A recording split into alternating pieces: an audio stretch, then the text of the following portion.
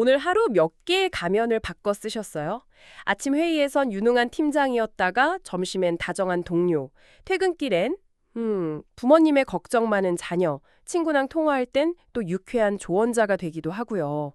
이렇게 하루에도 수많은 나를 연기하다 보면 문득 궁금해지죠. 이 중에서 진짜 나는 과연 누구일까? 어쩌면 이 질문 자체가 우리를 지치게 만드는 건 아닐까요? 바로 그 지점인 것 같아요. 요즘 우리가 느끼는 피로감은 단순히 일이 많아서 오는 육체적 피로가 아니거든요. 아, 그런 게 아니군요. 네.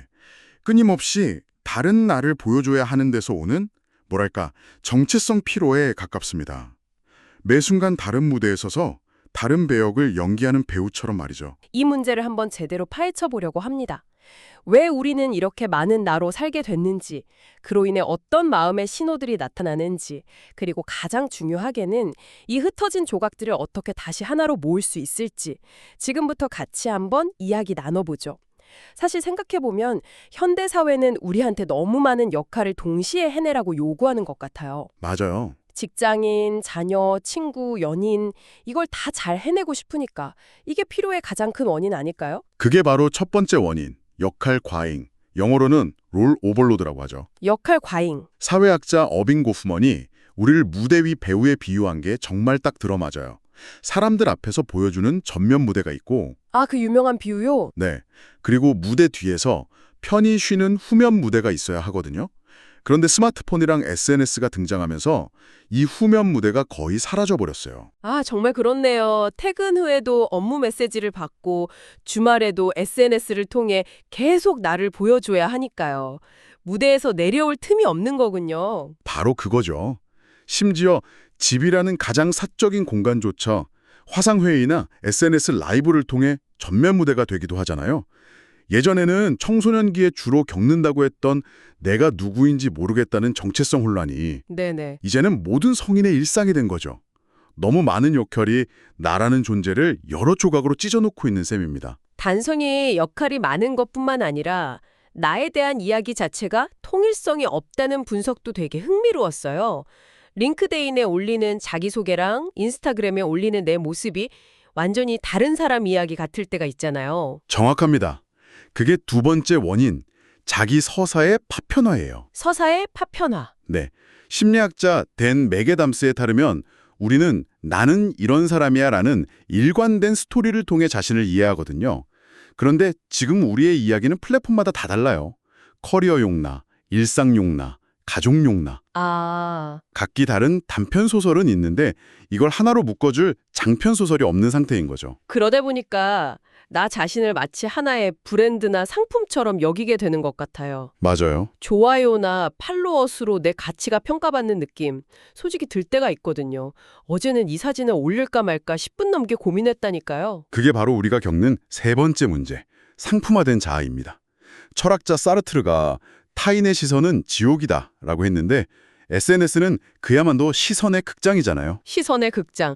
와우, 표현이 정말. 다른 사람들에게 매력적이고 성공적으로 보이기 위해 나를 계속 포장하고 전시하는 거죠. 내 삶을 즐기는 게 아니라 남에게 보여주기 위해 연출하는 순간이 점점 늘어나는 거예요. 그렇게 바깥에 보여주는 모습에만 신경 쓰다 보면 내 안의 진짜 목소리는 점점 작아질 수밖에 없겠네요. 내가 뭘 원하는지, 뭘 느끼는지조차 잊어버리게 될 것 같아요. 네, 그게 네 번째 원인인 자아의 분절로 자연스럽게 이어지는 이야기입니다. 심리학자 도널드 위니컷이 말한 참자기와 거짓자기 개념으로 설명할 수 있어요. 아, 참자기와 거짓자기? 참자기는 나의 진솔한 욕구와 감정에서 나오는 나이고 거짓자기는 타인의 기대에 맞추기 위해 만들어낸 나예요. 예를 들면 회식 자리에서 사실 너무 피곤하고 집에 가고 싶은데 분위기 맞추려고 억지로 웃고 있는 게 거짓짝이고 나 이제 그만 가봐야겠다고 솔직하게 느끼는 마음이 참작인 거군요. 완벽한 비유입니다. 문제는 현대사회가 대부분의 시간을 이 거짓자기로 살아가도록 요구한다는 거예요. 그렇게 참자기를 계속 억누르다 보면 나중에 큰 성공을 거두어도 마음 한구석이 텅 빈 것처럼 공허하게 느껴지는 거죠. 왜냐하면 진짜 나는 그 과정에 없었으니까요. 바로 그거죠. 주변 환경이 너무 빨리 변하는 것도 한몫하는 것 같아요. 평생 직장이라는 개념도 사라졌고 어제는 맞았던 가치관이 오늘은 틀린 게 되기도 하잖아요. 나라는 존재 자체가 뭔가 단단한 게 아니라 액체처럼 느껴져요. 사회학자 지그문트 마우만이 현대를 액체 근대라고 불렀는데 그게 바로 다섯 번째 원인, 정체성의 유동성입니다. 액체 근대요? 네, 모든 것이 유동적이니까 정체성 역시 한 번 정해지는 게 아니라 평생 만들어가야 하는 끝나지 않는 프로젝트가 되어버린 거죠. 끊임없이 자기를 개발하고 변화해야 한다는 압박감이 우리를 지치게 만들어요. 그리고 이 모든 것을 증폭시키는 마지막 한 방이 있죠. 뭘까요? 바로 비교요. 아, 맞습니다. 여섯 번째 원인, 비교의 강화입니다. SNS는 타인의 인생에서 가장 빛나는 편집된 순간들과 나의 지극히 평범한 일상을 바로 옆에 놓고 비교하게 만들잖아요. 불공정한 게임이죠, 사실. 그렇죠. 이 불공정한 게임은 나만 뒤처지는 건 아닐까라는 불안을 끊임없이 자극하고 끝없는 자기 개선의 압박으로 이어집니다. 와, 이렇게 6가지 원인을 쭉 들어보니까 정말 현대인의 자화상 같아서 좀 숨이 막히네요. 역할 과잉, 파편화된 이야기, 상품이 된 나, 내면의 분열, 액체 같은 정체성, 그리고 끊임없는 비교까지. 그럼 이런 것들이 쌓였을 때 우리 마음에 어떤 경고등이 쳐지게 될까요? 가장 먼저 찾아오는 증상은 내적 공허입니다. 이너 엠프티네스라고 하죠. 공허함이요. 네, 너무 많은 가면을 쓰고 연기하다 보니까 가면을 다 벗었을 때 내 얼굴이 어떤 모양이었는지 잊어버리는 거죠. 남들이 보기엔 성공하고 사랑받고 모든 걸 다 가진 것처럼 보여도 정작 본인은 이게 진짜 내 삶이 맞나 싶은 공허함에 시달리게 됩니다. 정체성이 이렇게 흔들리면 미래를 생각하는 것 자체가 두려울 것 같아요. 내가 뭘 원하는지 모르니까 어떤 선택도 확신할 수 없고요. 그게 바로 두 번째 증상, 만성적 불안으로 나타납니다. 철학자 키르케고르가 자유의 현기증이라고 표현했는데 뭐든 될 수 있다는 무한한 가능성 앞에서 오히려 어떤 것도 선택하지 못하고 어지러움을 느끼는 상태죠. 내가 한 선택이 과연 최선일까? 다른 길을 갔으면 더 행복하지 않았을까? 하는 불안이 계속 따라다니는 거예요. 그래서 결정을 잘 못 내리는 햄릿 증후군 같은 현상도 나타나는 거군요. 네, 그게 세 번째 증상인 결정마비, 디시전 패럴리시스입니다. 내 안에 너무 많은 목소리가 충돌하니까요. 안정적인 직장인으로서의 나는 이직을 반대하는데 자유로운 영혼의 나는 당장 사표를 내고 싶어 하죠. 심리학자 베리 슈워츠가 말한 선택의 역설처럼 너무 많은 나의 가능성이 오히려 나를 아무것도 못하게 묶어버리는 겁니다. 관계를 맺는 방식도 달라질 것 같아요. 진짜 나를 보여주는 게 두려우니까 깊은 관계를 맺기 어려울 것 같은데요. 네 번째 증상이 바로 관계의 피상성입니다. 철학자 마르틴 부버가 말한 나, 너 관계와 나, 그것 관계로 설명할 수 있는데요. 나, 너 관계는 서로를 온전한 인격체로 대하는 진정한 만남이에요. 반면에 나 그것 관계는 상대를 내 목적을 위한 도구나 수단으로 보는 거고요. 예를 들어 저 사람이랑 친해지면 내 사업에 도움이 되겠지 하는 마음으로 접근하는 것처럼요. 맞습니다. 정체성 피로 상태에서는 모든 관계가 나, 그것 관계에 머물게 돼요. 진정한 나를 모르니 남에게도 진심을 보여줄 수 없고 역할 대 역할로만 만나는 거죠. 그래서 주변에 사람은 많아도 늘 외롭다고 느끼게 됩니다. 듣다 보니까 가끔 제가 느끼는 감정이랑 비슷해서 좀 섬뜩한데요. 문득 이게 정말 내 인생인가 싶고 마치 영화 속 주인공을 멀리서 관찰하는 관객처럼 느껴질 때가 있거든요. 그게 바로 다섯 번째 증상, 자기 소외입니다. 내가 내 삶의 주인이 아니라 꼭두각시처럼 느껴지는 상태죠. 심리학에서는 이인증이라고도 부르는데 내가 나에게서 분리된 것 같고 모든 게 비현실적으로 느껴지는 거예요. 이 모든 증상들이 결국 도야라는 종착역은 하나일 것 같네요. 내가 왜 이렇게 살고 있지? 하는 근본적인 질문이요. 네, 마지막 증상은 의미상실입니다. 정신과 의사 빅토 프랭클이 말했듯 인간은 결국 의미를 추구하는 존재인데 그 의미는 일관된 삶의 이야기에서 나오거든요. 그런데 이야기가 조각나 있으니 삶의 의미를 찾을 수 없고 깊은 존재론적 피로감에 빠지게 되는 겁니다. 정말 문제가 심각하게 느껴지는데요. 하지만 여기서 좌절할 수는 없죠. 이 흩어진 나들을 다시 하나로 엮어낼 방법도 분명히 있을 겁니다. 핵심은 자기 통합이라고 하셨죠? 맞습니다. 중요한 건 진짜 나를 찾는 탐색이 아니라 지금 존재하는 여러 나의 모습을 끌어안는 통합이에요.